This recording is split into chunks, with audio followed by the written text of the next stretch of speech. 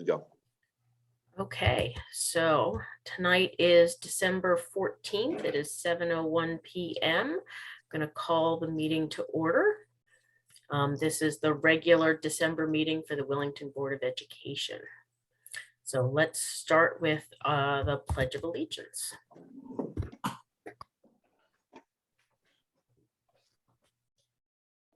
I pledge allegiance to the flag of the United States of America and to the republic for which it stands, one nation, under God, indivisible, with liberty and justice for all.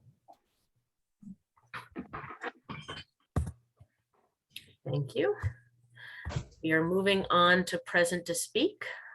The Board of Education welcomes input from the community, both at the beginning and the end of the meetings, and we set aside time for that. We ask that you first identify yourself by name and your address in Wellington. And if you can come on video, we'd ask first that you come on video and wave your hand and we know that you're interested. And if not, then we'll ask for those people who are not on camera, if they'd like to participate and speak at the start of our meeting here. Anyone want to come on camera? No? Okay, if there's anyone who's not on camera who wants to come off of mute, you can do so now, and I'll call on you when I see your mute button go off if you'd like to speak at the start of the meeting. Going once, going twice. Okay, there will be time again at the end of the meeting if you so feel moved to speak at that point. But we will just continue on to the agenda right now. So next up is the chairman's report. I do have something that came up just today that I want to ask my fellow board members to consider volunteering for. So let me make sure I've got the right piece here. So a letter I received from First Select Woman Erica Wyszynski this afternoon, and I'll read it out loud. In November, the town received notice from the State Department of Education of the need to appoint 5 members to a regional district reapportionment committee. The statute requires that 2 of the 5 shall be members of the Board of Education. The Board of Selectmen appointed all the members at their December 6th meeting, and in accordance with past practice, they included the 2 members of the Region 19 Board of Education to fulfill the statutory requirement. However, today, the State Department of Education shared their interpretation of the statute as follows.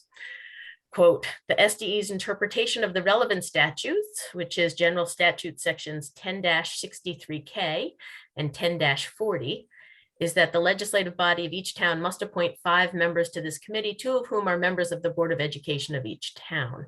The SDE's position is that this reference in section 10-40 to the Board of Education of such town means that 2 of the appointments must be members of a town's local Board of Education. So amongst the 7 of us, 2 of us are needed for this committee. Thus, in the case of Wellington, the legislative body's appointments should consist of 5 members, 2 of whom are members of the Wellington Board of Education, unquote. There are strict timelines in this process, and therefore the Board of Selectmen now need to make the proper appointments at their meeting on December 20th. So they are looking for 2 members of this board to serve on that committee. When this happened, let me first explain what it is. So all 3 towns that send students to Region 19 have to represent roughly the same number of voters. So there's an apportionment process because it doesn't quite line up. You might have 4 people and another town has 8, but you have more than half the same number. So you get kind of a weighted voting process. So there are 5 people from Ashford, 5 people from Wellington, and 5 people from Mansfield that form this committee. It doesn't meet all the time. It's supported and staffed by SDE. However, they do choose their own chair. I believe the last time they did this, they met 4 or 5 times over the course of about 9 months.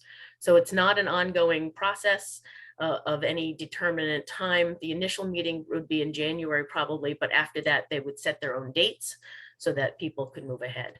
Already in Wellington, the other 3 people appointed are the first selectwoman Erica Wyszynski, as well as selectwoman Liza Boritz, and one of our registrars of voters, Christine Sathis. So those are the 3 people who are currently on the committee. If there are no volunteers, I will have to nominate you and really request that you participate. Yeah, so the volunteer versus the voluntold. So if there's any at all interest in to serve on this additional committee with folks from the neighboring towns, it would be very welcome. At this point, I'm assuming that at least the meetings at the beginning would be virtual. Again, depending upon how state statutes and everything with COVID plays out, depends upon at what point they would become in person. Herb, I know you have served on the Region 19 board over time. Were you a part of the Region 19 board when they last went through this reapportionment? Is there anything you can add? No, I can't add anything. Okay. Yeah, I don't recall the process either directly myself. My hand is going up as a question. Okay. We're afraid to get volunteered. Since you said we'd be voluntold. What is, I'm not sure that I understand the purpose of this committee. Like what is it what is the goal? What are they trying to do? They're trying to come up with an agreement amongst the 3 towns about how they will apportion the votes of the Board of Education members. So if we have 4 members on that board, they might all get 0.7 of a vote or 1.2% of a vote. There's a little bit of a leeway that they're allowed, but right now it's out of apportionment and we are beyond their threshold of flexibility. So we have to go back and renegotiate with the other 2 towns as to what portion each of the members. So the Wellington members would have X of a vote and the Mansfield members. And it's not decided, I'm sorry, it's not decided by student population? And it's driven by student population, but the process has to happen through a reapportionment committee. So can I speak to that, Michelle? Yeah, please do, Erica. Sure. So it's less about the student population. Actually, has nothing to do with that. It's about representation from actual voters. It's making sure that every voter in each town is equally represented within the region. So this is done after the census. So every 10 years, they'll take a look at the apportionment of votes within regions and make sure that everything is weighted according to the number of citizens within the community. So there was enough of change in population between the 3 towns to lead to an apportionment committee being reformed, formulating a plan, sending it to the state where they have to approve it, send it back to the town, and it has to go to a referendum. So there was a swing in census data. Wellington's population went down, Mansfield's population went up. They allow you about a 10% difference, and I believe we're somewhere around a 15% difference. Therefore, we need to reapportion the weight of votes to the town. So it's possible the new plan could make a change in representation on the board. It's all dependent on the numbers. And just to clarify, this is not in any way to go around the public's participation. Once the plan is prepared, it is presented. There are public hearings in each of the 3 towns. Does it also have to go to a town meeting or at a vote, a referendum, Erica? It culminates in a referendum. So once there's a very strict time frame by which the committee has to be formed. Once they start meeting, they have, I believe it's 3 months to get a plan in place to the state. Then the state will either accept or reject the plan. And then there's a process for each one of those. And then there needs to be public hearings in each of the 3 towns. They have to be warned. And then it culminates with a referendum in each of the 3 towns where the plan needs to pass. If it doesn't pass in your town, you need to go back and there would be another referendum. So it does, so that at the end of the day, all of our voters have a say, but it's making sure that every voter in each of the 3 towns is equally represented. We have representation on the Region 19 board at the present time. There are 4 members from each town. 4 from Ashford, 4 from Mansfield, and 4 from Wellington. In the voting procedure, however, Wellington vote is only about 50% vote. Mansfield has probably 1.5 vote, so that the population in the towns has not changed drastically. Mansfield still would retain the majority vote no matter what.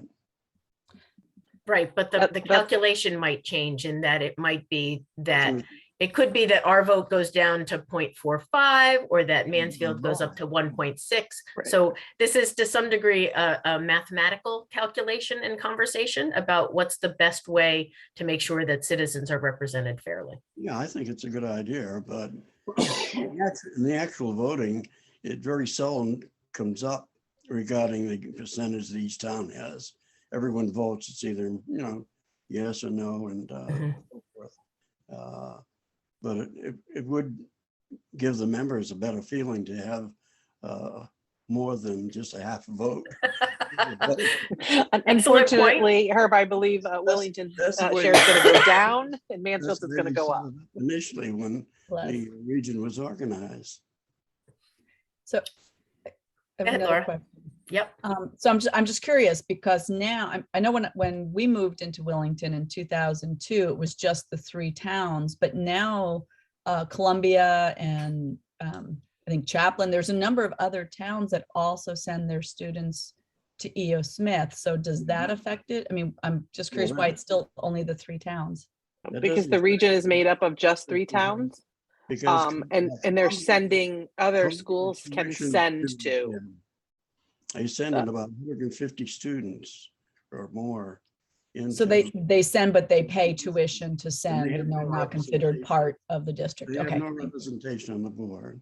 Right, that's the important thing. They have no representation on the Board of Education for Region 19. They send their kids, they send their money, but they have no representation because they weren't part of the original agreement and haven't. Yeah, other towns sending kids into. Okay, so if anyone is interested, Laura? Now my hand's up with interest. That was an honest, okay. Tracy and Donna, you're all off camera, so if you, I can't see if you wave your hand. So if you are at all interested in participating in that, please either let me know now or by email afterwards. Otherwise, there will probably be some phone calls made to track down the second person to serve that on that board. Yeah. Okay.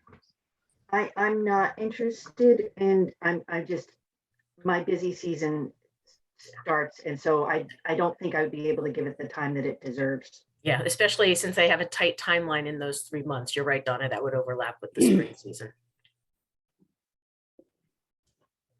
Okay, that was Michelle? Yes, Ann. Michelle, Ann's ahead. here. I will do it. If no one else wants to do it, I will do it. Okay, thank you, Ann. I Okay. appreciate that. You're welcome. that. Okay, if no one else is jumping at the gun, Erica, you were on the call. You saw that Ann and Laura both nominated themselves. So if you can go ahead and do that, do you need anything in writing or can you just Thank accept you. what? No, that should It'll be be in the minutes. acceptable. We will move forward at our Board of Selectmen meeting on Monday to appoint you. You'll get an official letter, and then as soon as the committee begins to meet, you'll be included in those communications. Thank you. I appreciate your willingness to serve. Thanks. welcome. That's all I have for the chairman's report for this month. So moving on next to communications. Were there communications this month? No. Okay, we are moving right along. Next is the superintendent report. Excuse me, I received 2 emails, and I thought everybody was on the email distribution. Hold on, I printed them out.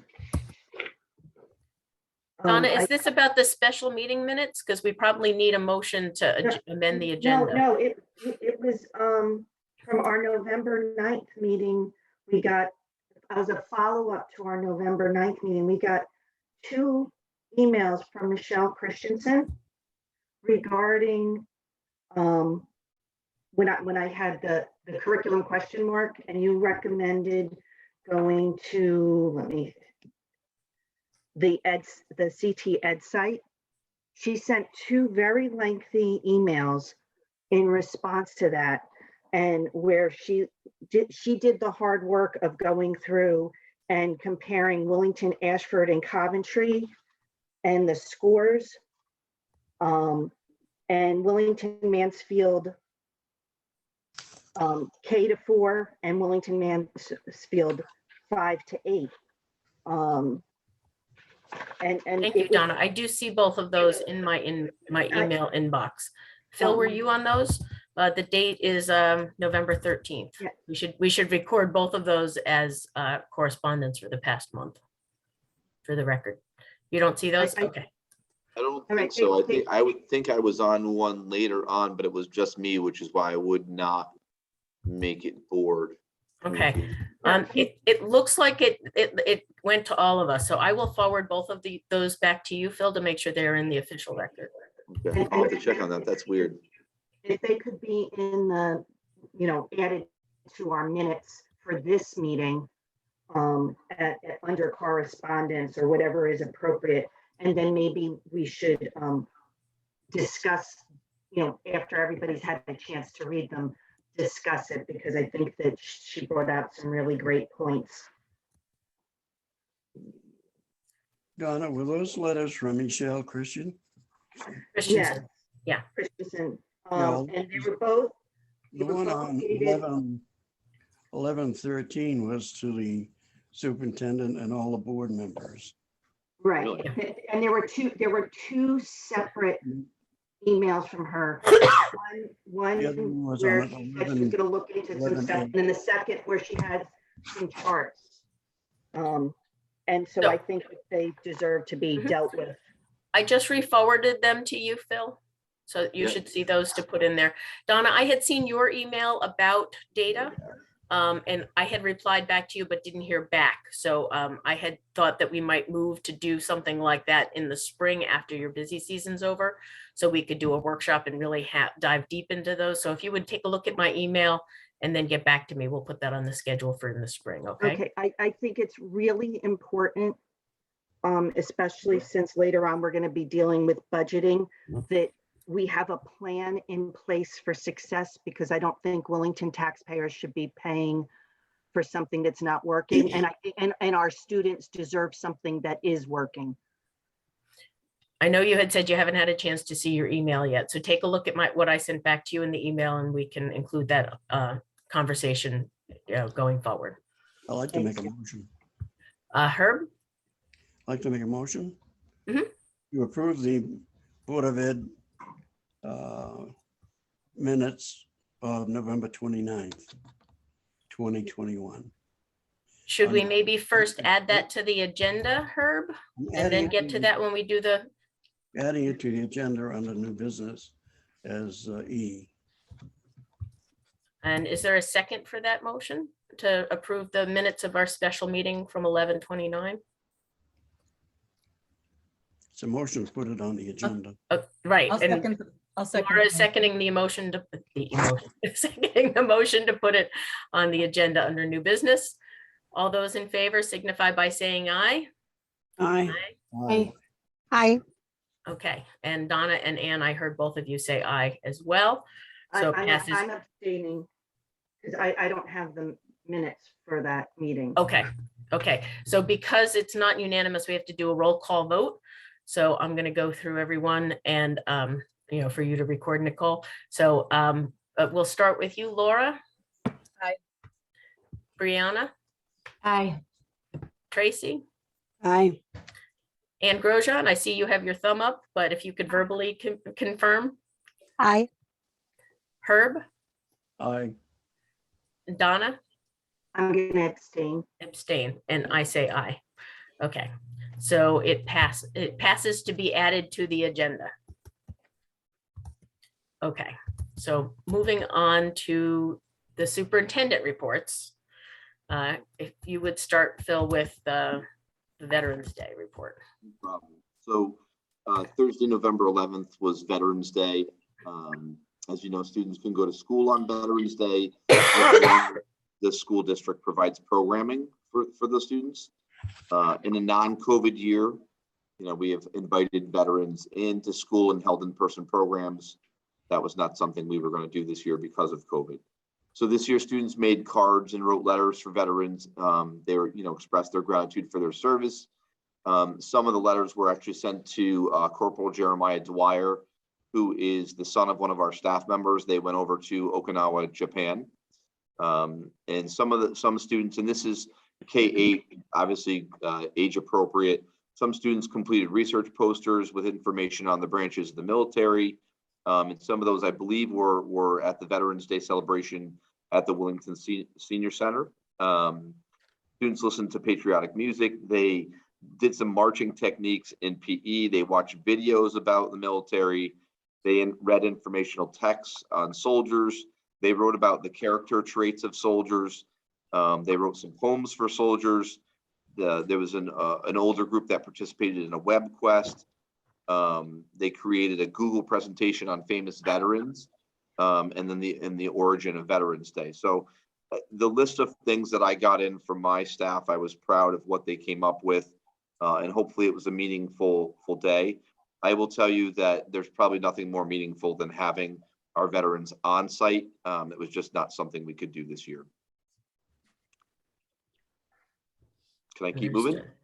Yep. All right, the 21-22 update. Hang on to your seat. We have had, I think I jinxed us after last meeting. I said we had one positive case.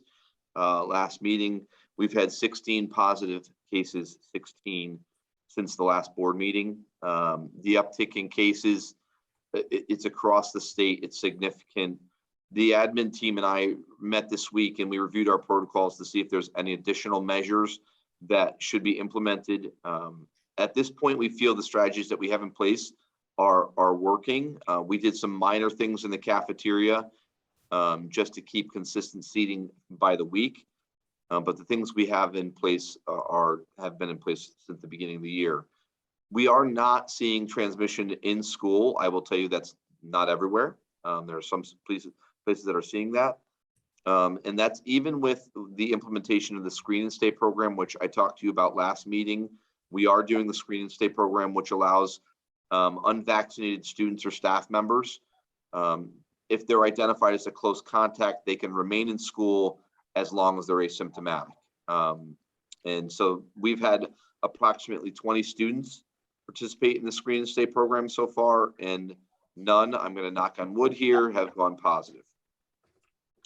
I will tell you that testing in the northeast corner of the state is limited right now. We are finding that when families or staff need to go get a test, it is hard to do.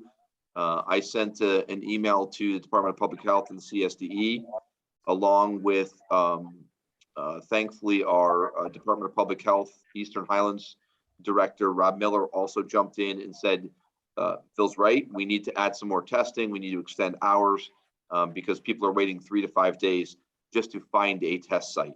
And so we're hoping, just because of the uptick, that they're going to extend those hours. We shall see.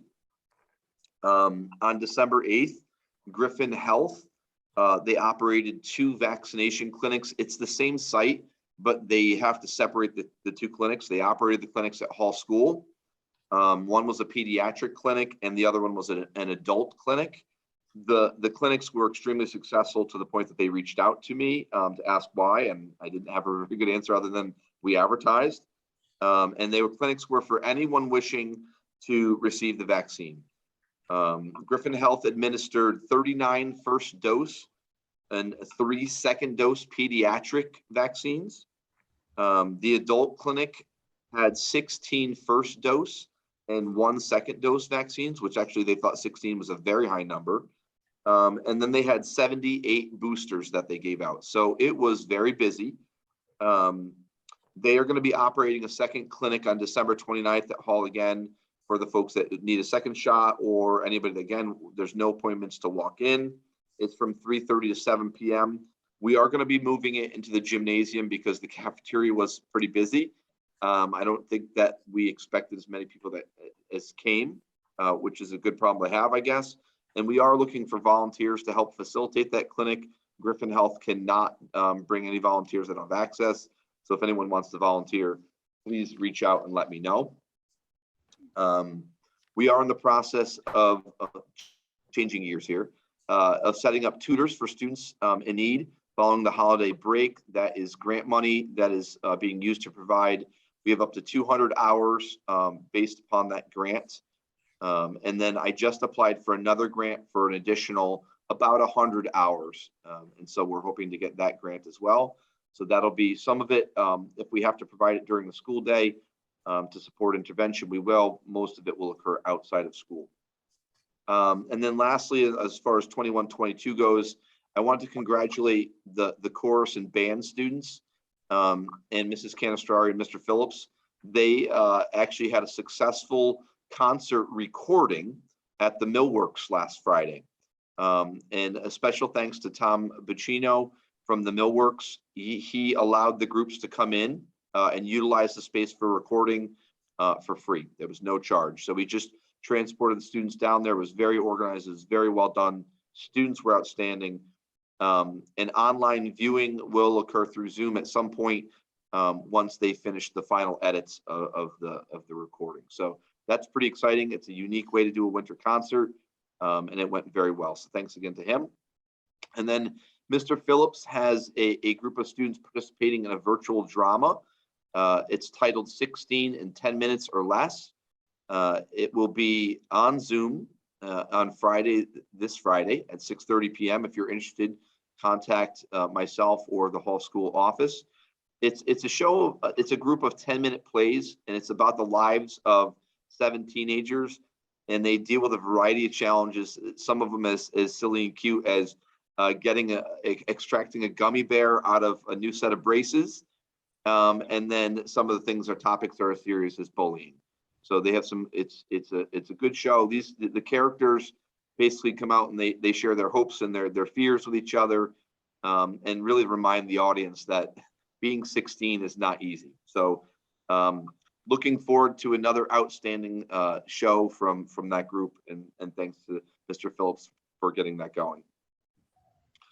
The enrollment update, Center School has 204 students and Hall School has 186. We still have 3 outplacements, so we have a total of 390 students. This is probably the shortest staffing report I've had in a while, which is good news, I think. We hired Elizabeth Angel as the art teacher for the district. She started on Monday, and we obviously look forward to her contributions and having someone in there. Thank you to the folks that stood ground in those art rooms while we were searching for a candidate. And then obviously Lisa Cushing will be the new principal at Center School. She starts on January 3rd. So we're looking forward to her coming in. The last item on my report is the special education software change. I sat in a webinar today. The state's going to be providing a new program to host data for special education. It includes the student's individualized education plan, their IEP. The program is free. It's been pitched as free, but what we found out today was we're still learning about some of the details necessary to transition the program, which costs money. And it's slated to kick off on July 1, 2022. We're gathering information on the cost for the professional development, which is obviously required, the transfer of data from our current program, and then the costs associated with connecting to our student information system, PowerSchool. So it sounds like there's going to be some cost to it, but it also sounds like it's going to be cheaper than what we've been paying for our current provider. So good news and bad news. It's not as free as we thought it was going to be, but it's not as costly as our current provider. So I will have more information for you come budget time. What is the name of the program that you have?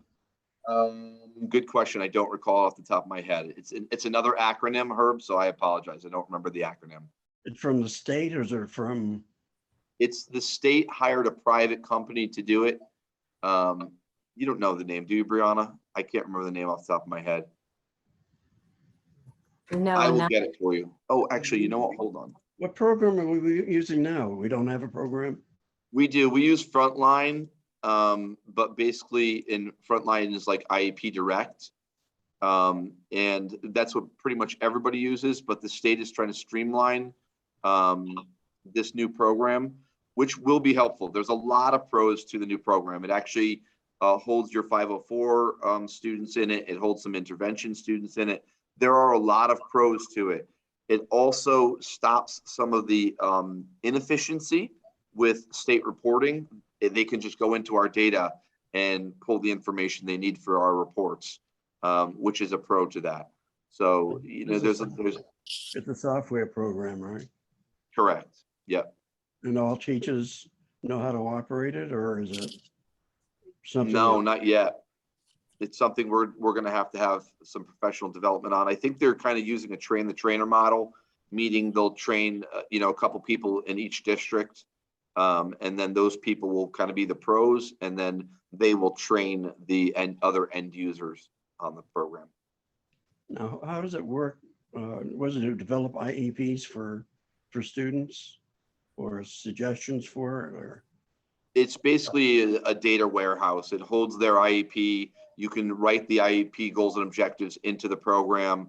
It creates a document for you. It's pretty much the same thing as what we have now, with more bells and whistles and much more efficient, especially for the state. I have a couple more questions.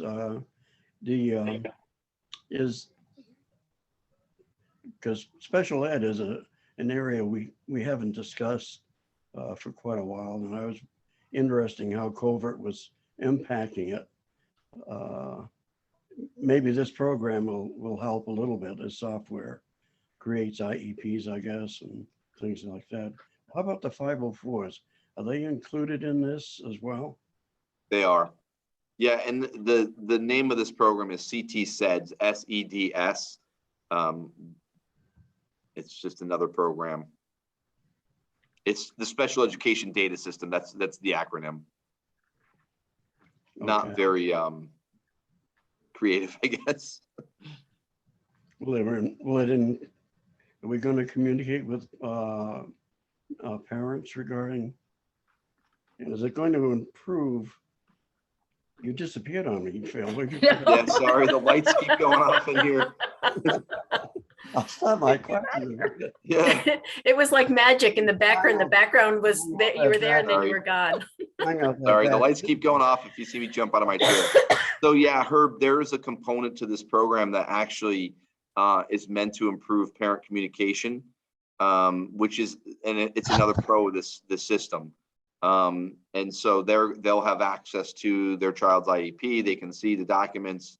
Again, it's only been piloted so far. There were not many districts in the pilot, so we're just learning about it. I have not had any formal training other than the quick share today to say there's a cost to it now.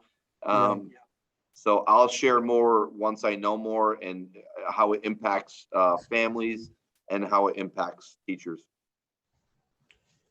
And one last question. Did we compare this program, the attributes of this program, with other programs that are available? We do not have a choice in this matter. This is the state saying you will. They're mandating this? For Yes, all? they are. All towns will be using this program, correct? How about if they're, in other words, if you're using a program now, they're coming in and saying you have to dump that program and put this one in place? You must use this program. This is the state program that will be the house data warehouse for special education, correct?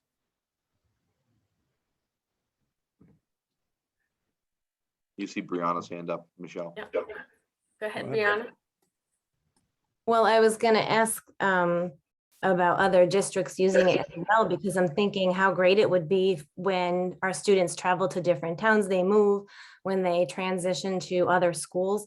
That's always a little bit hairy when you receive a new student and their paperwork doesn't look like yours and you have to make it all the same. So that's actually pretty great. I think that's a wonderful thing to have. Definitely more efficient. Are there other questions about this or anything else in the superintendent reports? I have some questions. Go ahead, Donna. Okay, since this is being mandated by the state, are they also going to provide, I know like when we change tax accounting software, that it will roll our current information into the new program, or is somebody going to get stuck re-inputting the data because the state has decided to change programs? That's my first question. So that's a really good question. That was part of our conversation today. And there was a superintendent in a significantly larger district that had done some calculations and said they thought it was going to cost them $60,000 to transfer all of their data from their old programs into this new program. And there was kind of crickets on the other side. I think they're trying to figure out some of these kinks. And this is one of them, is the transfer. They don't have all the answers yet for the transfer of data, because you could, from what we understand, you could transfer over just the most current IEP, or you could get all years. And in my opinion, you want to get all of that data so you can show the history. It's really important. So we're small, but we still have, it would take some work. So we're hoping, and I think we're almost expecting that Frontline, which is the current provider for a lot of districts, which used to be IEP Direct, we're kind of expecting that they're going to come out with a what I'll call a patch for a fee that they'll charge districts for a one-time transfer of data that would basically take all of the data from Frontline and move it into the new state system.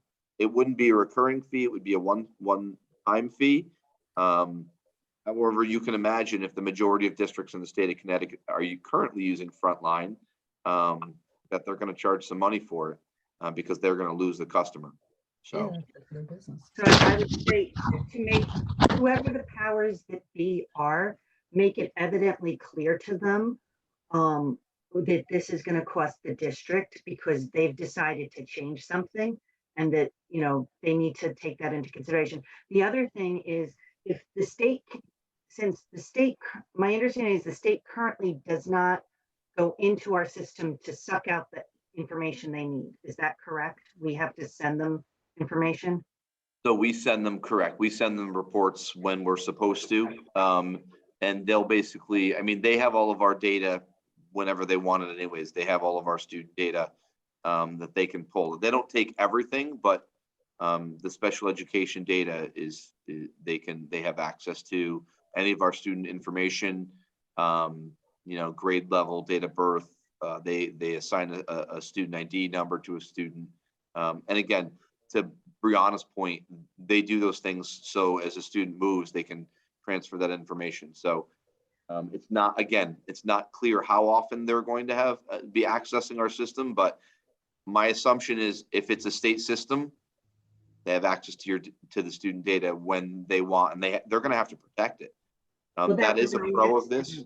The cybersecurity issues of, our students, all our students' information being available to, we see about hacks all the time. I can't tell you the number of hours of training I've gone through to avoid being hacked.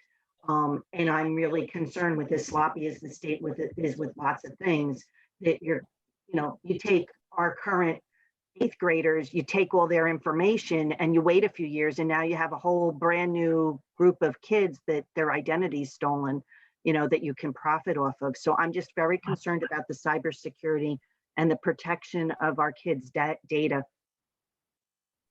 Yeah, I will tell you, the good news is the cost of the cybersecurity is extremely expensive, and the weight of the state is significantly larger than Wellington. And so, I think the expectation is that they have to protect our data now, and they're going to have the data of 169 towns.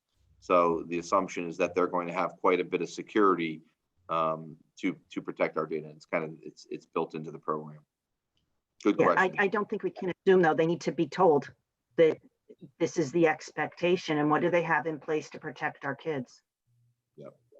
Really good question. Other questions related to this or any of the superintendent's Just reports? mention that, I think that this is an important area. I think that this software that's being provided is very significant and going to be very helpful. Having it mandated by the state is something else, and security is something else in regard to that. And I would like to have us investigate all of the programs that are available out there, all the software programs that you read about and you hear about out there, and just to make a comparison as to the one that would fit in to our system in our district.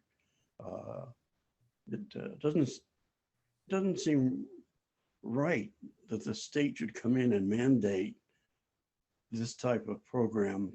Mhm. I can see the mandating a program, but to take it and just throw it at us, I don't know whether I approve of that. And as Brianna said, it can be used from town to town, and there are certain advantages to it, but I'd like our local board to have a choice, and we don't have that. If what you say is true, that this is being mandated by the state. Yeah, It's another mandate that's never going away. I think this has been a request for years, but I'm not sure. I have a question on a previous topic, if we're done with that one. Not seeing any hands. The tutoring, is that one-on-one tutoring? Could be, it depends on the student. And will it be conducted by current staff as the first people that you would choose to allow as tutors, or are you looking to hire outside of your current workforce? It's a little bit of both. So we're looking to see with the number, it's hard to know how many students are going to say yes because we're extending their day. So the family has to say yes to that. And so depending on, we don't know if we're going to have to recruit outside yet. We know we have a small list of people that are interested in tutoring. And it's just going to be a matter of figuring out if it's enough hours, enough people to cover the hours we need. Okay. As much as possible to have people who are qualified to do the tutoring. But I realize that's going to be a big challenge. I've seen tutoring done really well, and I've seen tutoring not done really well. So I would hope that we're not going to waste our time. So as long as there's, some supervision and hiring practices in place, I'm sure it'll be fine. We're going to get the best qualified people we can. Right. Knowing how difficult it is to hire for anything right now, I think we should be prepared to have to pay to get the support that we need in that way. Okay, so let's move on then to number 7, the December financial report, which was attachment 1. And was submitted as a separate attachment. Share my screen here so you can see it. Yep. That's easier. Just gonna make this bigger. Sorry, give me 1 second. All right, so I'm just going to go over the highlights here. If you look at program 1, you can see that right now the art teacher and the principal are not encumbered because when the report was run, obviously next month those will be encumbered, so that number will come down significantly. And then the same thing in program 2. Hopefully we'll have hired a new secretary at Hall School. I don't know if I said Nicole Page had resigned. She took a position in UConn, a tremendous opportunity for her. And so she left us for which is a big loss out of Hall School. I'm not sure if I said that last meeting or not. I apologize. So her salary obviously was unencumbered, will be encumbered again once we have a new person along with Art. We are still searching for a health teacher. We have an interview next week and our fingers are crossed there. If you look at program 3, all of the outplacements in transportation has been encumbered. Realize again that outplacement costs can fluctuate some depending on need. So if something in a month comes up, an outplacement can be more expensive. So we've encumbered what we believe the cost is going to be as of today. And then the grants are still not applied. So the IDEA grant has not been applied and the excess cost reimbursement from the state has not been applied to that yet as well. And then I'm just going to skip down to program 10. Donna has done the balance for us. She balanced out the staff as of today. And again, as we bring new staff in, it changes. If they take benefits or don't take benefits. As of today, you can see the fund, it's come back some. There's still a $27,000 placeholder in there. There's also some additional benefits in there. It's not all insurance. So this is not all like savings at this point in time. So just as FYI. So those are kind of the big changes since last financial report. Question on that last one, Phil, the fringe benefits also has the substitutes in there because we don't know ahead of time which substitutes we need. I'm guessing that those are never encumbered and we just, pay as we go along. So that Correct. number gradually increases each month. I think there's a long-term sub placeholder in there as well. And it's not been encumbered yet, but there's it's being used currently. So it'll go. Questions from anyone on the financial report for December? I'm not able to see everyone. Hold on a second. Donna and Ann, if you have anything, come off of mute. Are we good? Okay. So moving along to the next is committee reports. I don't believe any committees met in the past month because we have to form them next under new business. So I moving can chime on. in on that though, Michelle. Okay, go Just ahead. so people know. So once the committees are updated tonight, oh goodness, lights keep going out in here, sorry. I think we have to get a new timer on the lights in that room or an override switch where you can turn it on and turn it off. Realize that kind of defeats the purpose to have an override, but I didn't expect to be in here tonight, so. So Brenda's going to be scheduling meetings once the committees are finalized tonight, and I just want to share, obviously the curriculum committee is going to have, I'm going to give you actually a full calendar that will be scheduling for dates. The policy committee is going to be have several policies to get involved in right away. The negotiations committee is going to be starting a WESS negotiations sometimes after the new year. And then the transportation committee, our bus contract is up at the end of the year. So that group will be starting some things. And then the school building committee is closing in on a finalized request for proposals for an owner's project manager. The reason that impacts the board is because that person will help us write the ed specs. So that is the full committee, full board. So there's going to be quite a few committee meetings very soon. Thank you. okay. So moving on to new business. Do I have a motion to approve the minutes from our regular meeting of November 9th? I'll make a motion to that effect. Thank you, Herb. Is there a second? This is Anne. I will second it. Thank you, Anne. Any discussion? All those in favor of approving the minutes from our regular meeting on November 9th, 2021 signify by saying aye or raising your hand. Aye. Aye. Aye. Aye. Donna, I'm not sure I could hear you. Aye. Okay, so then it's unanimous.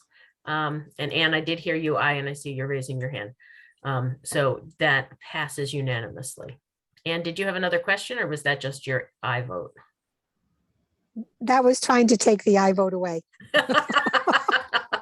We're all learning so much about Zoom. Okay, the next one jumps back to the committee question. So the board has 3 standing committees: policy, finance, and curriculum and instruction. We have And then one it has a whole bunch of ad hoc committees, which are staff negotiations, clubs, wellness, security, facilities, and transportation that meet as necessary. Herb, I saw you raising your hand. Did I miss one? No, we have 4 standing committees. According to bylaws, transportation is also, It's not considered ad hoc. It's considered a standing committee. I think so. Okay. By ad hoc, I meant that it only meets I when we know have it's something to discuss, but Listed I as was- an ad hoc, but okay, if the bylaws calls it a standing committee, we will call it a standing committee. That's just fine. With the change in participation in membership of this board, it means that we're going to have to fill in some of the holes that were there already. So I have some ideas of, and kind of slotted, Brianna, I put you in for a couple of holes and tried to keep some balance to it. So I have a proposal I'm going to read back out to you about which folks would be on which committees. And if you would let me know if that fits with what you want, I think that's going to be more efficient than everyone telling us what we want and then trying to fit it in while we're all here, and that will allow us to move ahead. So would you rather I went person by person or committee by committee? Any preferences? Michelle, do you have the list of what we have before any changes? Because I'm content with what I was on. I don't have it with me.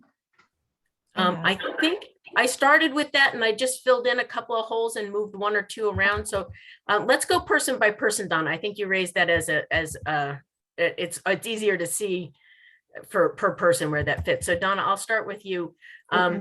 The Finance Committee, Donna, you were on that previously. Yeah. So I have you on there. I have you as an alternate to curriculum and instruction, and I believe that's where you work as well as an Okay. alternate on that committee. The other two committees would be wellness, which meets rarely, but also the transportation. So you don't have to say yay or nay right now. I'm just kind of giving you all the rundown of what's in there. Anne, you were on the policy committee and curriculum and instruction and staff negotiation. Tracy, you were on curriculum and instruction and wellness. Laura, you were also on curriculum and instruction and finance. Alternate. Because you were the alternate and now Elena has left, I've bumped you up from alternate to being a regular on the finance committee. Because I bumped Elena as alternate and it was Herb, Michelle, and Donna. And it's fine if you're switching me. That's how it was. Do you know what Okay. I'm saying?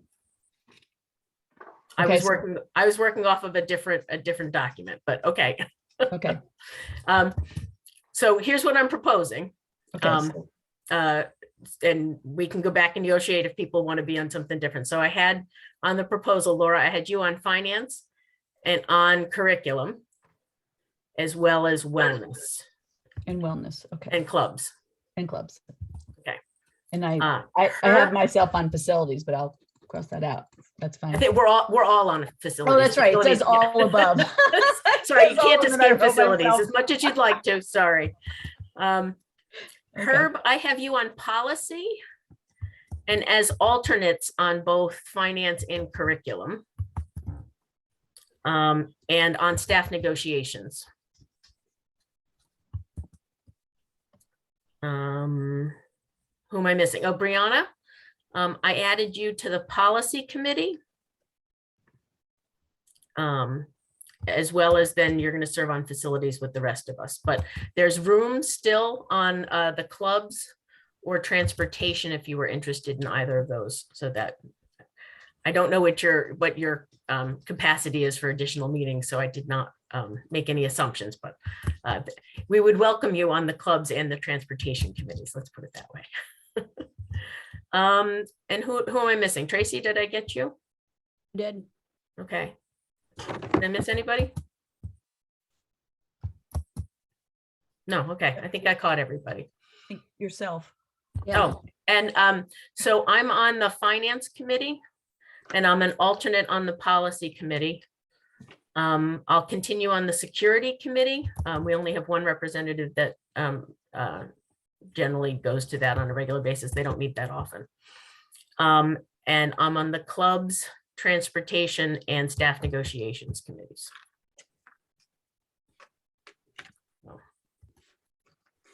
Okay. Are there any thoughts or changes that people would like to make?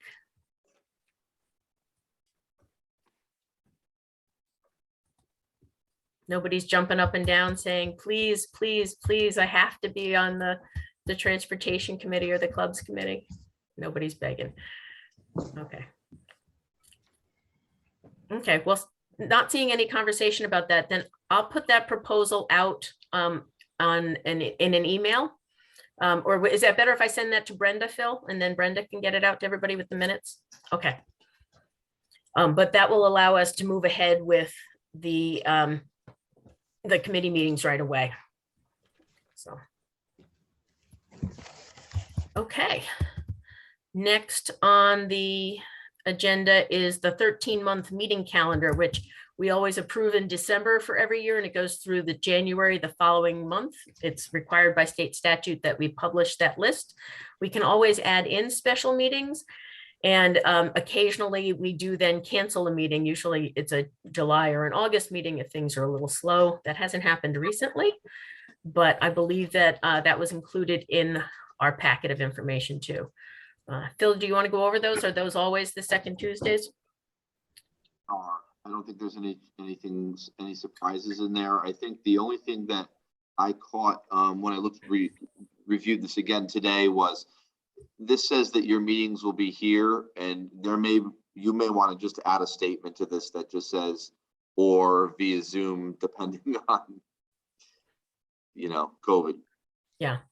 And we had agreed to continue to meet virtually as long as COVID was still an issue. It sounds like it's more of an issue than it was before. So the governor's current authority goes, I think, until April. I think it's later in the spring. So it's the statement should say something to the effect of we'll meet virtually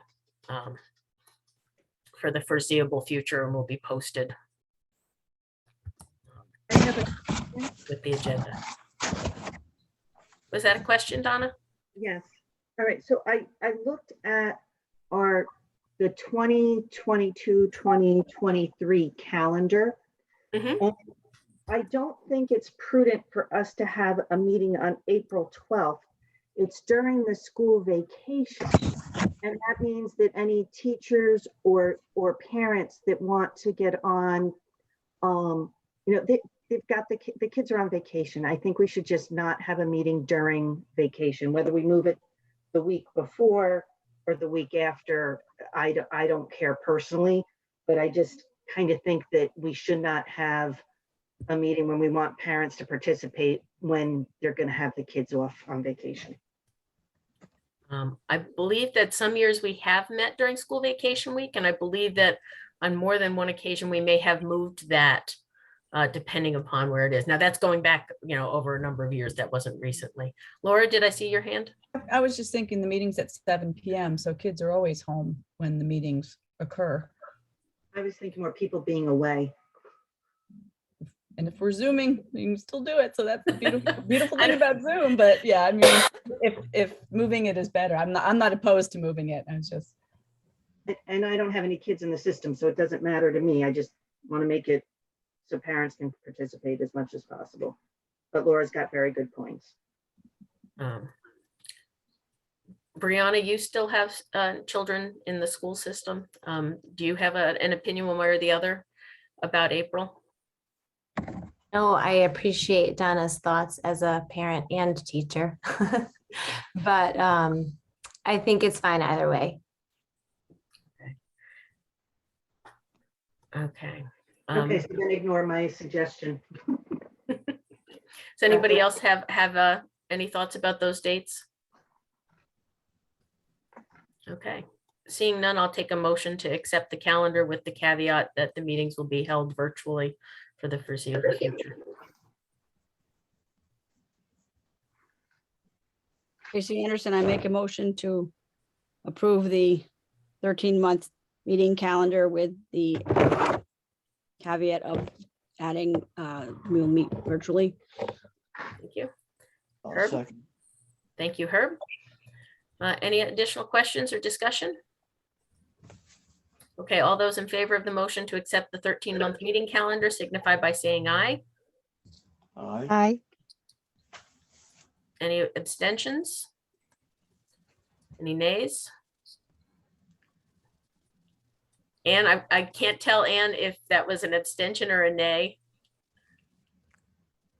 I said I at the beginning. Okay, that's what I thought, and your I- hand came I- up later. Right, I Okay. won't mess with the hands anymore. I'll leave the hands Okay. alone. Stick with the voice.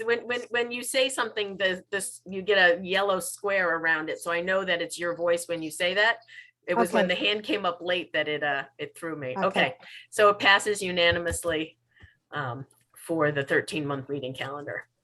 Okay, moving on. The next item on the agenda is our 2022-2023 budget workshop dates. We are about to start diving deep into next school year's budget. So Phil is showing some suggestions for when we could meet over the next few weeks. Do you want to explain the thinking behind this, Phil? Yeah,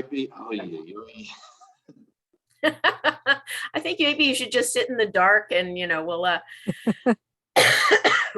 there you are. I modeled this after last year, the calendar we used last year. And I thought just put them a week apart. And then the last one was, this is really only if you need it. And it was right before your regular Board of Education meeting. So that would be to finalize. Basically, the idea here, and Brianna, I think you're the only new person here on this. It's probably not like this. but basically Hello, we what'd you review the- find? of the few Where programs. was it? I left that inside. Oh, thank you. Oh, excuse me. Wait a minute. Let me get on mute. And there you go.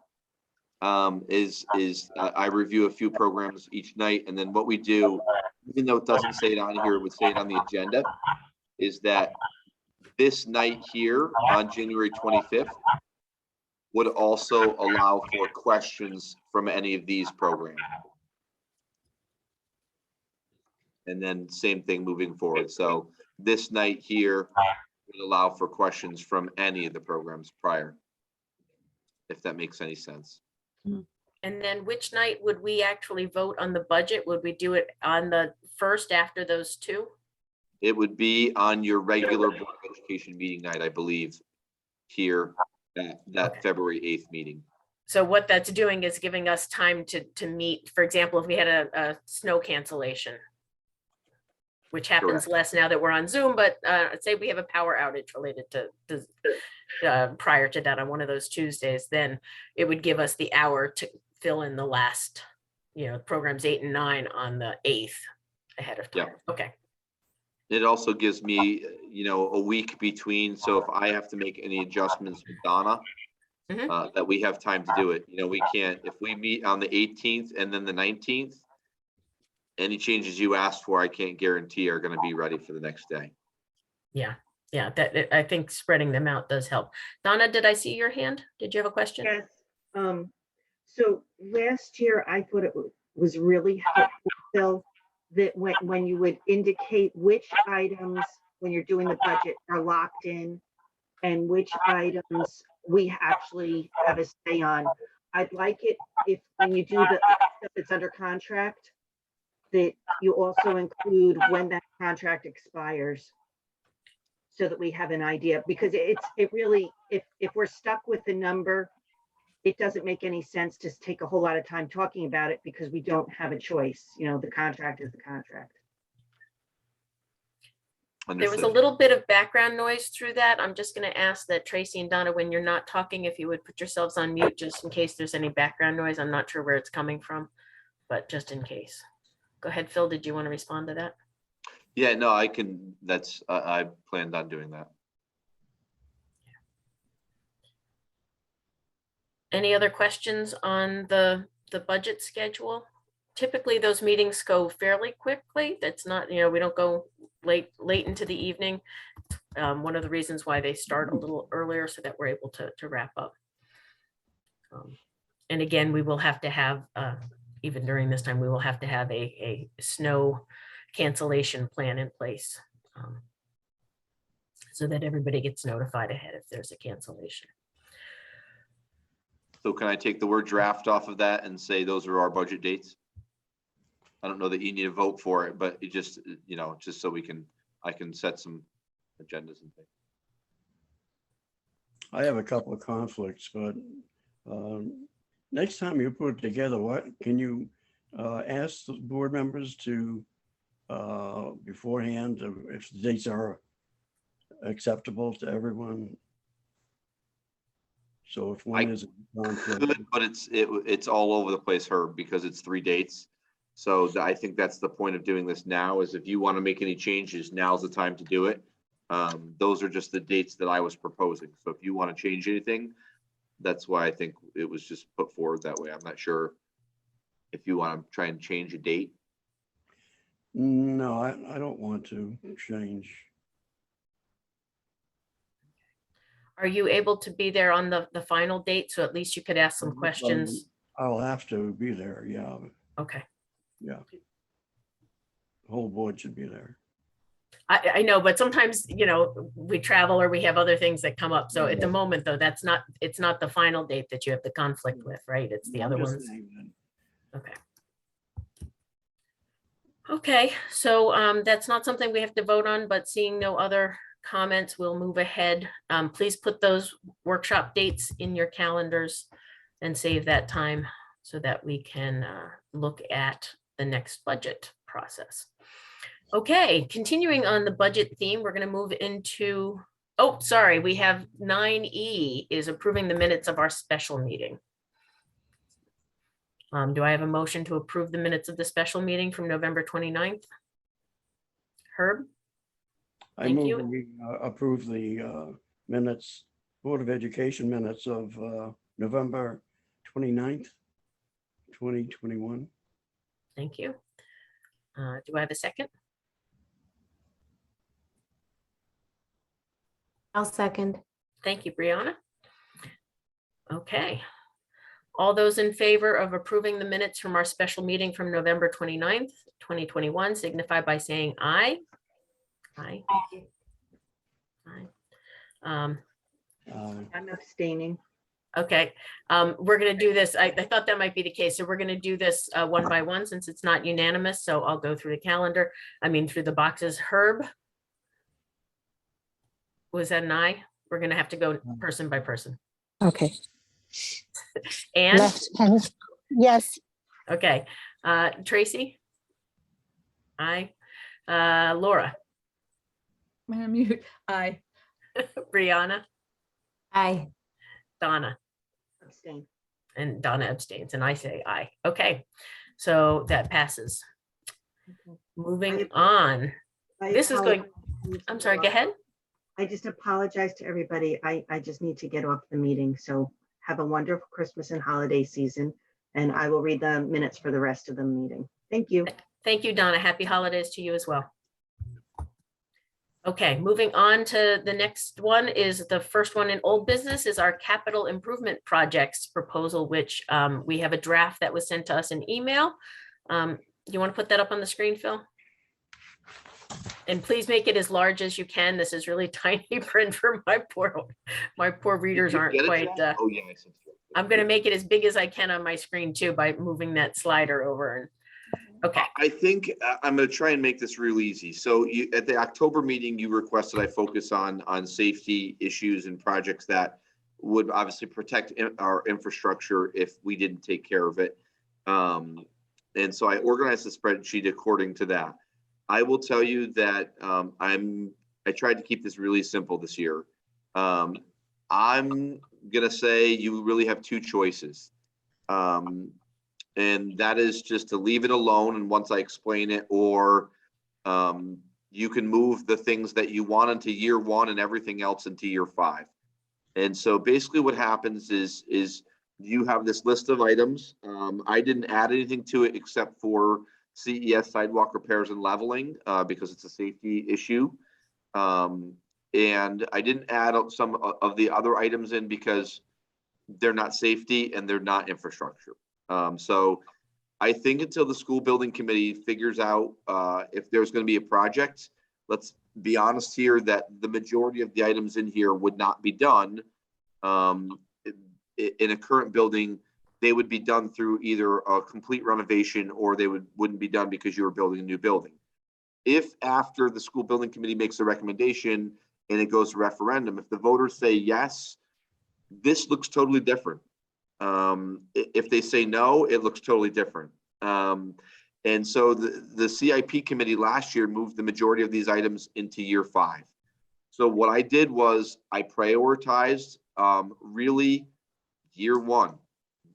I kind of prioritized year 2, but for the most part, it's year 1. So I put the sidewalk repairs and leveling, and that's basically around the building. What's happening is there's a gap now in some of the steps that just, some of them cracked that need to be redone. I put in the air conditioning for the band room. That is security related at its Hall School, because then we don't have to keep those windows open, which are at ground level. We can close those windows, and we can also protect instruments in there. And then there's a lot of sidewalk replacement that needs to happen at Hall around the entire building. Some I walked the other day and it's atrocious, to be honest with you. There's some sections that are really bad. And that's it. If I go to year 2, I'm looking at the clock and PA system, which we're functioning okay right now. And that's for center and for Hall. There's another one up here for center. The other item I put in the second year was the HMS boiler, but we have a new one that's operating right now at Hall. I put HMS ventilation in. If we don't do a building of some sort or renovation, we need to fix the ventilation at Hall School. It's going to be a lot of money. The reason this is in year 2 and not year 1 is because there is a lot of talk at the state right now about potentially making ventilation a reimbursable project, which it currently is not. So I would not suggest putting this in year 1. The CES sinks and cabinets and plumbing, I'll tell you, we have some cabinetry that's just rotting away and some plumbing that's just, you're taking a risk if you're touching the pipes because they've been there a while. That's really it. There are other projects I left out in years 3, 4, and 5. You're going to notice in this that there's no more new school in here. There's no more land. There's no more consultants, because that would be the responsibility of the school building committee to do that, to put in the CIP plan for that. So my feeling is they moved everything out to year 5 last year. They left a couple of things in that we thought were critical. These are the things that I think would be critical this year. We're not talking about a great deal of money, but if I'm talking about 73,000, that's what your request in year 1 would be to the CIP committee. I don't think it matters too much if they move all of this stuff to year 5, because until they determine if there's a new building, a renovated building, or nothing, then we'll plan accordingly from there. But it's not going to happen in 22-23. Okay, are there questions before we have a motion that are substantive? Yeah, I have a question. Go ahead, Herb. Yeah, did we put in that fire panel in the, I think it was Hall School? Both schools. The fire panels are not done yet. The basketball court's been done. We met to discuss the fire panel, and there's a deeper issue than first thought. So they're working through how to do that to determine if we need to have it basically totally redone and replanned because of the wiring. And so both fire panels are slated for this year. It's an ongoing working project. It's not listed here at all, though, is it? No, because it's already been approved. Everything that was approved has already been taken off. It's been approved, but it hasn't been done yet. Correct. So that money was approved for July 1 of 21. Oh, okay. As far as security is concerned, is our security right up to where it should be? Or I noticed we have security strobe or whatever that is. What is that? Yeah, it's like a lockdown strobe. We have, when we replaced the phone system, we added some significant, and I'm not going to get into details on it, but we added some significant safety features. And so it kind of, that's an added bonus. What you see in there is with the strobe and the, basically the PA system. It's all in one system. It's like a clock PA security system. And And that would be done at once as one system, but I have it out in year 2. So we don't have anything in here for security then? The air conditioning can be considered security. Some schools in the main entrance, you go in one door, but then you go into a cubby hole kind of, and there's another door. They can check you out before they let you into the building. At center school, you go in the main door and you're right into the building. And I think it's the same way at Hall School as well. It is. Is there any consideration of adjusting and fixing that so that we have a little more security at the main entrance? Yes. I will tell you, you're looking at probably $250,000 in each building. It is super expensive to do. And if we stay, you're going to see that in this plan. You're going to see a double vestibule added to, if we stay in both buildings, we would be doing it in both buildings. I would be recommending a double vestibule with, you basically put bulletproof glass as a window into the office. So the person buzzes you into the first set of doors, they can talk to you through bulletproof glass. And then they can buzz you into the building once you're through that first section. There's a lot of schools that have that. My computer's going nuts, sorry. You still look fine. It's not affecting your Zoom at all. Okay, great. Now, just one other comment, Phil. Boiler number 2 at Hall School, is that going to hold up for another year? Or? It is. It's working right now. It's actually working pretty strong. And the one boiler can run Hall School. But if we get really cold temperatures under 20, we cannot maintain with one boiler. So we can keep it safe so it doesn't impact our infrastructure. It'll keep it warm enough that pipes aren't going to freeze when we operate off of 2 boilers. So I would say yes, for now, it's good. Do I think long-term, if we're going to stay, we need to replace it? Absolutely. The whole heating and cooling system at Hall School and ventilation needs to be redone. I mean, if you did the whole heating and cooling system at Hall with a new system, you could be talking about, $1.5 million. Well, okay. And the other question I have is on a generator. Our schools are used as a sanctuary, aren't they, in case of emergency? Didn't we consider putting a generator at each school to make sure that we had heating there and power? So Hall School has the full-time generator. You won't even notice if you lose power at Hall School. It can run the entire building. And that's because it's, if we have an emergency in town, it's a shelter. Center School is not used as a shelter, so there's no full school generator. Again, if we were to stay, it probably would be something to do. Right now, we have a portable generator at Center that takes someone to go out and gas it up and keep it running. And that's really just to keep the heat on, long enough so the pipes don't freeze. Right. Thank you. You're welcome. Other questions about capital improvements? I have one, but it might be a newbie question. You are a newbie, so it's quite welcome. Give it a I shot. Well, I noticed that the roofing projects were moved to year 4. I'm assuming that's because hopefully there will be some movement one way or the other by the school building committee at that point. So I'm wondering how often this plan is updated or edited. Like, is it a yearly thing? Because that might need to move one way or the other. Yeah. So it's a really good question. And this is, I think, confusing to the public too, is that as a board, you vote on a plan. And I've created a 5-year plan for you where I think things should fall and you vote on it. It doesn't mean that's where the CIP committee is going to place it.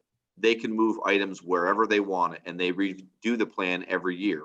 And it is a 5-year plan. This plan, and yes, the roofs are in year 4, and the idea is just to have them on there. The only thing that's funded, Brianna, is year 1. So everything beyond it, just because something is in year 2, doesn't mean the year that it comes up, it's actually going to happen. The committee is going to meet again. They're going to review all the applications again, and they're going to say, yeah, it was on year 2 last year. That's nice. It's supposed to be on for this year, but we're bumping it out again. They have to determine the needs based upon all of the budget writers and what they send in. So again, I'll give you the scenario. If we don't build a new school, if we don't do a renovation, and that's decided pretty quickly, you're going to see those roof projects bumped up really fast. If you don't see a new building or a roof or a renovation done, you're going to see ventilation bumped up really fast. Some of those other things like lockers, that's not to me a priority right now. Some of those other bigger things that are, an elevator modernization, those things, I mean, those things cost a lot of money, and they need to be done. It's just, we need to wait and see. We don't want to spend that money and then find out we're going to do a new building if we can hold out on some of those things. And so I think that's why they moved everything into year 5. So really the only year that matters at this point is the first year approving, and you're basically telling them, these are our priorities. Please approve these for next year for July 1, 2022. And then the process, Brianna, is the capital improvement plan moves from that committee to the Board of Finance, who then puts the money in the budget for the year 1 pieces. So sometimes it gets moved in the CIP committee, sometimes it gets moved around and discussed again at the Board of Finance. So it's got multiple layers to pass through before any funding is approved. Does it ever go backward with like an option for the previous committee? Like if CIP looks at it and they're saying, okay, one of this has to change, you can choose A or B, so they send it back to the Board of Education that way? I don't think it's ever come back Okay. explicitly. Yeah. Typically Okay. the last me in a meeting and say, if you have a priority on these 2, and we know kind of what the priorities are based upon this plan. We create it this way intentionally. I think in the past, what would happen is you would just submit all of your, and this is not what's submitted. I created this grid when I came in, is that there's papers that for each project that are submitted, and you put your urgency on it, and then they would kind of determine like, oh, well, we think they say it's really urgent. Well, what we did was we created the 5-year plan, so it's spaced out where we would like to see them as a board. And it shows them, is it a high priority or a low priority? Is there reimbursement or not? And so just tried to lay it out for them so it's a little bit easier to see. But I do expect a lot of these items, they're going to bump to year 5 again, which is okay for 1 year until the school building committee in the town figures out direction. Then this plan will really need some work at that point in time. Or not. Right.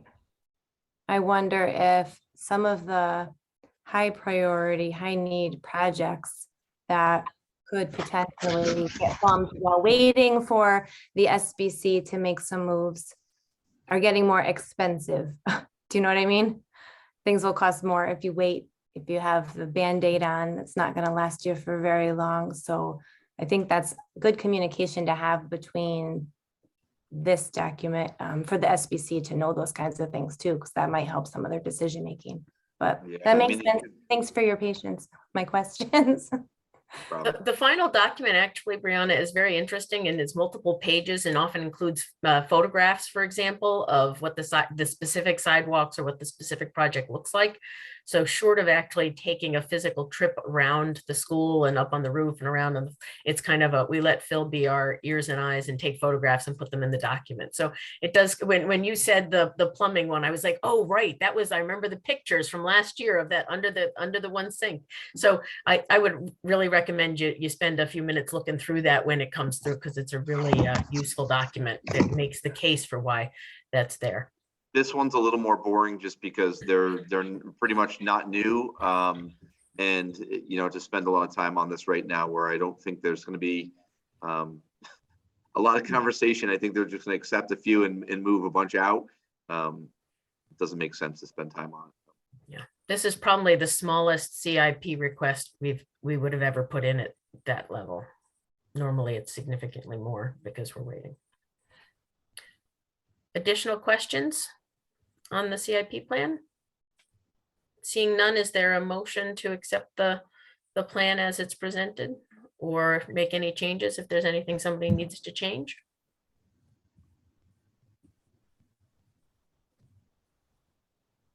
Up, you're on mute, Laura.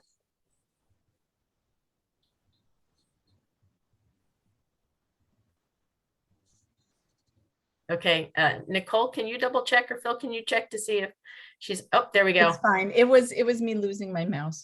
Let Tracy do it.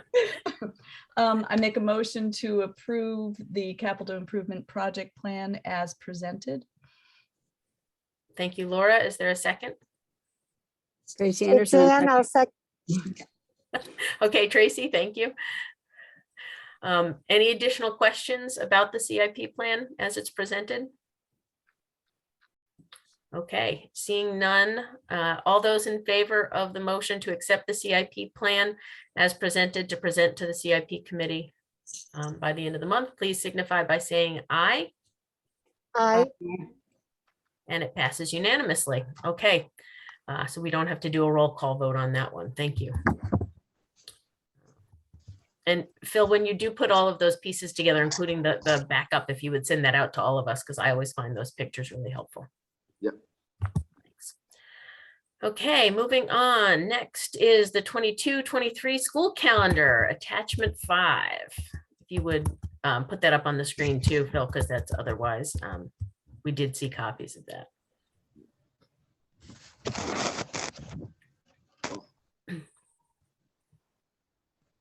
So this is, you saw this already, and I'm not looking for approval tonight. Yeah, here's why I'm asking you to consider this again. We are implementing, and I wish Donna was here for this conversation, but we're implementing a great deal of professional development connected to curriculum improvements right now. One area of professional development is the science of reading. And I've mentioned that staff are participating in a 2-year commitment to letters training, which is the science of reading. It's very time consuming. There's training every week that they're required to do. It's part of our weekly expectations to finish the program. And it's a 2-year commitment. It's going to take that long to do it. We're also going to be scheduling additional professional development and project-based learning next year. For certain groups, there's going to be a lot of curriculum unit rollouts where we're going to have to provide training to staff about the new units, the NGSX training for science teachers, and then iReady. And one of the things I'm hoping the board will consider, and this is not something you've heard me propose before, is that they would institute some half days for professional development in the 22-23 calendar. I didn't put them on here. It's something I want to see if you have a palette for, and they would be used for professional development. Basically, early dismissals provide time for teachers to complete the trainings that we're going to be asking them to do, and there are a lot of them. It's probably more than I've ever seen, and it's definitely more than they've ever seen. And it just really provides a time for them to do those trainings and make sure we're providing the best, most research-based programming for our students. I will tell you right now, the principals are struggling to even host a staff meeting. And the reason for that is they're trying to give the teachers as much time as they can to plan for intervention, to do their letters training. It's a lot of work. I will tell you, I hosted a voluntary feedback session with staff. I think it was last week, but they all blend together, to be honest with you. Might have been 2 weeks ago. And they're stretched very thin right now. And they're trying, it's not a complaint. It is, we can do more if we have the time to do it. But this issue of time came up over and over between Hall School staff and center school staff. Some districts provide this opportunity every year. E.O. Smith is doing it right now. E.O.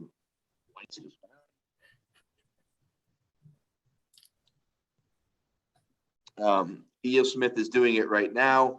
And some districts, are doing it once a month. Some are doing twice a month. Some are doing every Wednesday.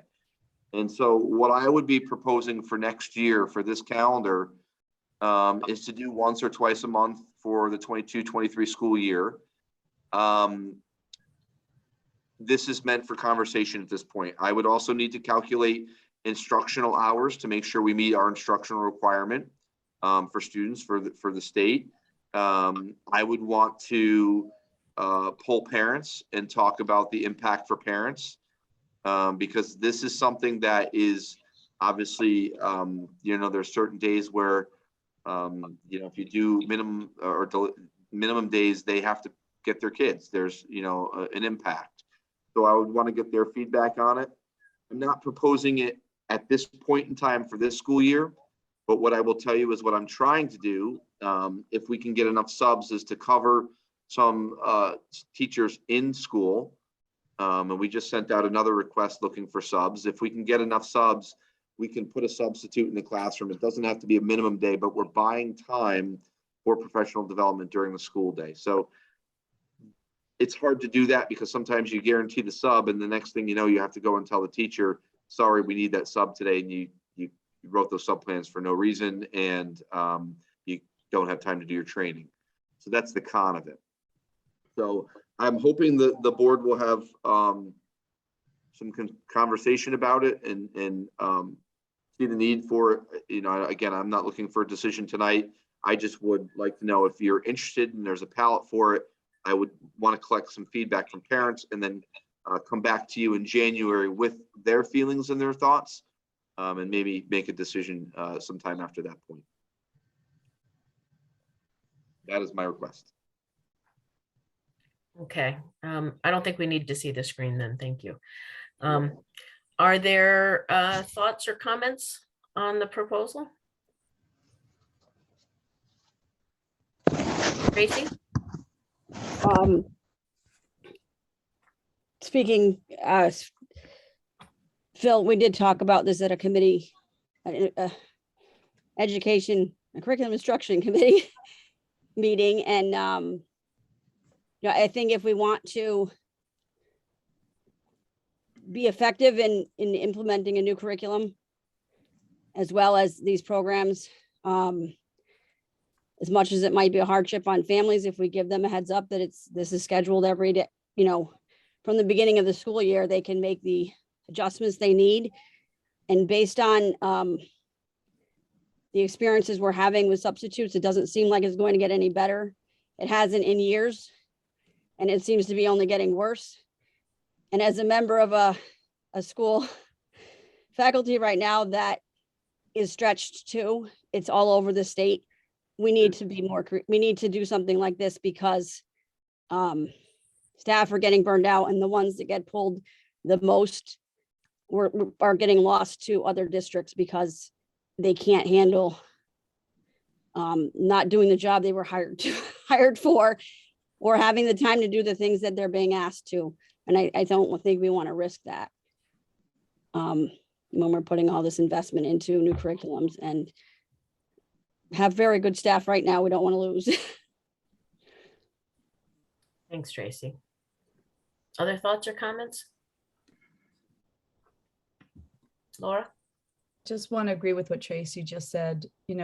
Developing new curriculum is wonderful, but what's really important is the professional development, so the teachers understand how to implement the curriculum. Instructional techniques are just as important as what's written down in a curriculum.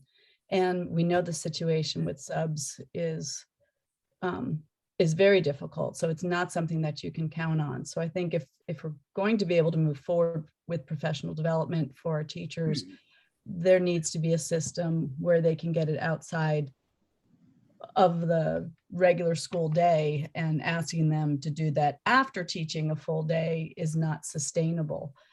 One thing I'm curious about, I know E.O. Smith has done this where they've had, I don't know if it's a late start day or an early dismissal where teachers work on professional development. I'm wondering if you know of other K-8s or elementary schools that have implemented this type of a model, and kind of how often, if so, how often they do it, and kind of what their results have been. I believe Glastonbury has done it, I don't have a lot of districts that I researched to do it. I know a lot of people have talked about it.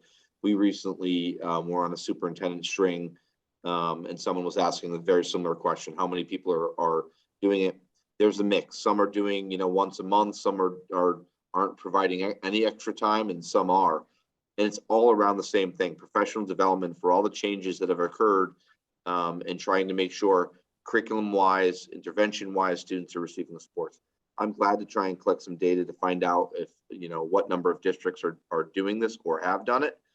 And there's a couple ways to do this, and this is something that if you're supportive of getting more information, I would poll parents to see, is the delayed opening a better option for parents than early dismissal? We can collect that data because you're buying time one way or the other. And so we could, as long as the day counts and we're meeting our instructional hours, and we're supporting our teachers to make sure they are fully prepared with the professional development they need to be effective with our kids. I think you have to make some tough decisions sometimes, and this is one of them. And we've, when I was principal, we really tried to get the subs. You try and get 3 subs in, and I'd be like, all right, it's going to be Friday, and then someone's out, and it ruins the plans, and it's really deflating for teachers. It's really deflating. And so I don't propose this as something that's a light decision, and I'm glad to collect the data from other districts if that'll help you. Brianna, is that your hand up? Yes.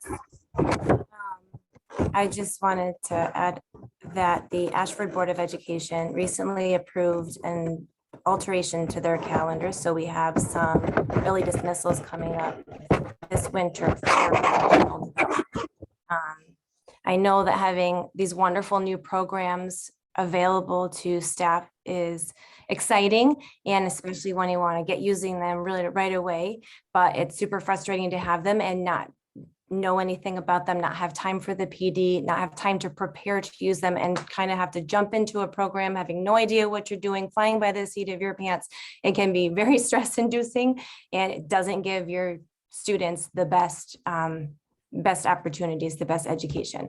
So I think with all of these wonderful new programs we have coming on board, the best way to get them to our students in the best manner possible, of course, is to have our teachers trained and to do it in a way that is quick, concise, so that they can hit the ground running like the next day, do what they need to do with the program.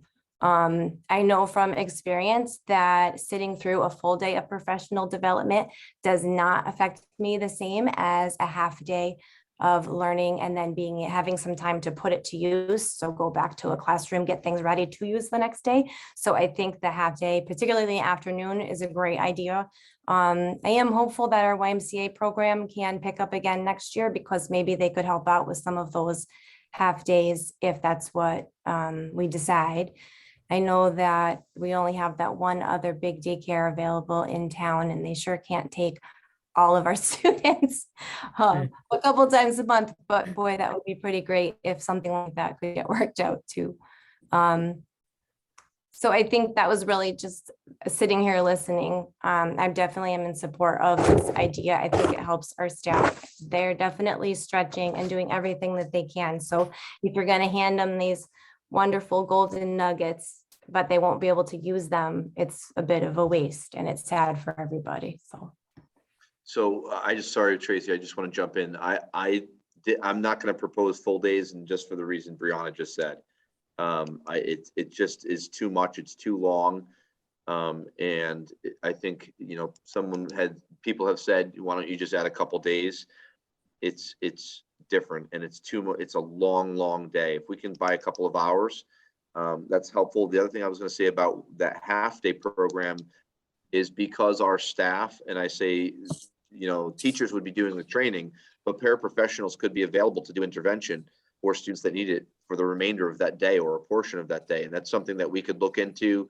We could adjust transportation. We could try and provide some extra clubs operated by our paraprofessionals, so that whether there's a YMCA group or not, the students that don't have some aftercare, maybe we could provide something, and it could happen at both schools. So that's in my brain as well. Sorry, Tracy. No, that's okay. Just two other things to follow up with Brianna. We've had conversations in our building because there's been a lot of coverage for different reasons by intervention staff as well, and Board of Special Education staff, as well as paraprofessionals. And we were talking about why don't they do something like this in Coventry, because we have coaching days that happen every other month. And every time that happens, the intervention staff has to support the students. So just because we're in school doesn't mean we're getting our intervention hours, because sometimes we have to cover, so that the public understands that. And then the other thing was that if we do that, if we do something like this, and we know, the calendar comes out in what, February? We usually vote on it in January or February. That might give time for the library, or I'm not giving a job to someone else, but I'm saying maybe some other organization in town would provide a camp for those afternoons that would give a place for students to go, and parents, and if they know ahead of time, if we plan it like this. Thanks, Tracy. That was my concern too, is that for parents who are working, sometimes they can find a neighbor who helps out for an hour or two, but they can't help out for half a day every other week, or, as frequently. So I think we have to recognize that we want to make sure that children are not home alone unsupervised, because we're providing professional development that staff need. So but I do think that Phil, sometimes your natural frugality prevents you from looking at options that might cost money. So I'd like you to look at a lot of different options and come back to us with ones and what they would cost approximately. I know you won't be able to come out, but if you came up with 2 or 3 options, one is we contract with the YW to run all the clubs, and then everybody can do it this way, but the contract with the YW for, 40 days of, half-day programs for X number of kids would cost us X. Some of that might be able to fall under some of the ARP and ESSER dollars. I don't know what we'll have left, but I don't think that that's entirely outside the realm of possibilities. So. So I think what you're hearing is that people are interested in making sure that staff have the PD that they need, and we're going to look for some creative ideas with their costs from you before we make any bigger plans. We'll collect some data and come back to you in January. Okay. Sorry, put more work on your plate. All right. So that one's extremely important. It really is. There we go. Fair enough. Okay, so that closes up the points of our regular agenda for this meeting today. We are now up to present to speak. If there's anyone attending the meeting who would like to make any comments, we ask only that you state your name and your address before you start. If you can come on video and put yourself and start the video, that makes it easier for us to see you.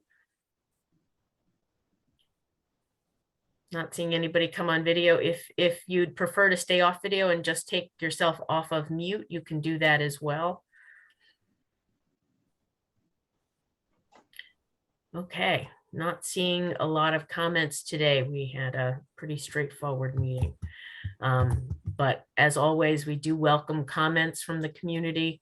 So if not at this meeting, maybe the next one. So we depend on you to tell us what issues are of concern to you.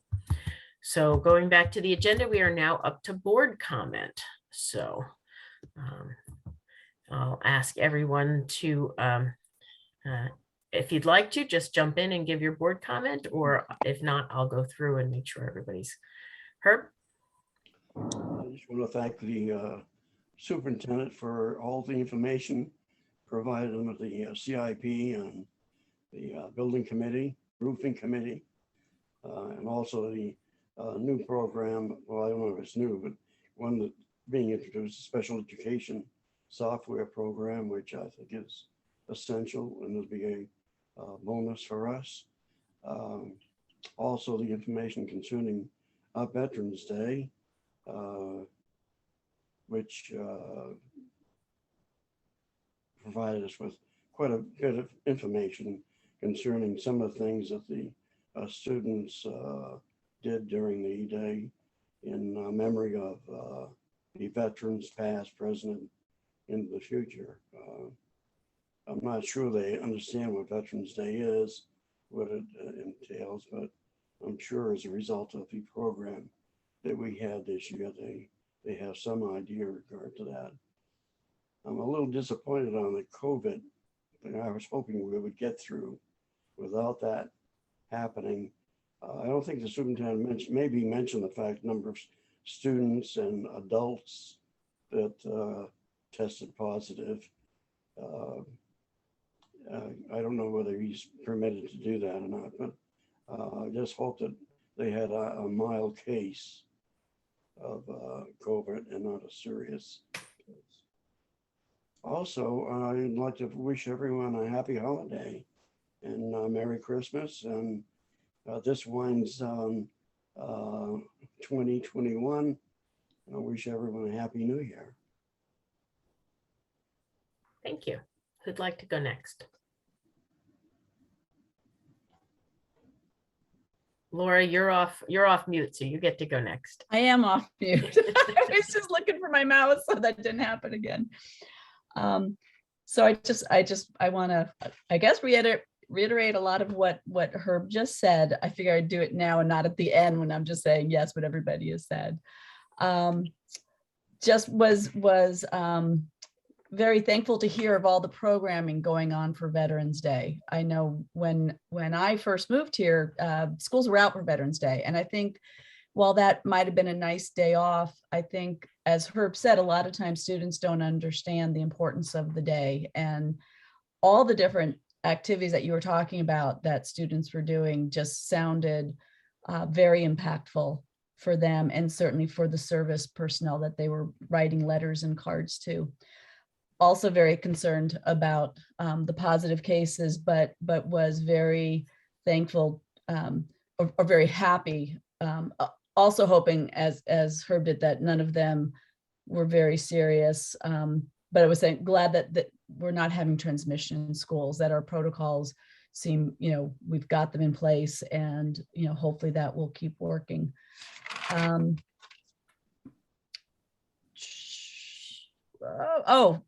Wanted to shout out to Mr. Phillips. I can't help but do that.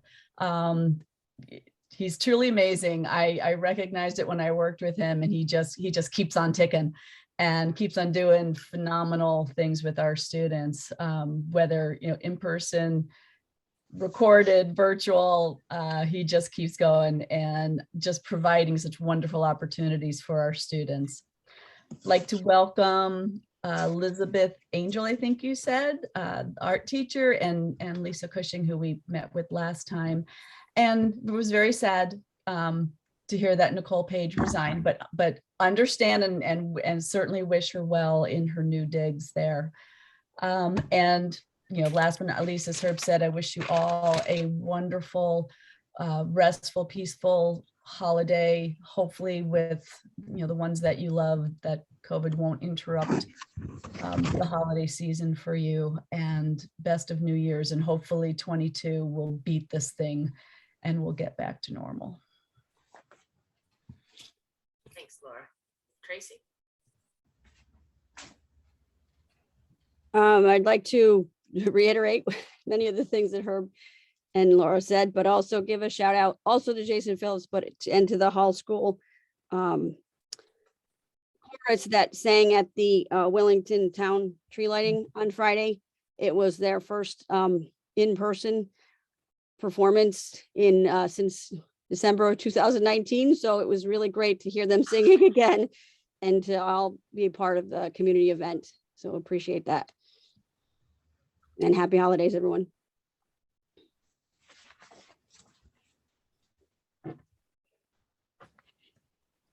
Anne, I just saw you come off mute. Do you want to say something, Anne?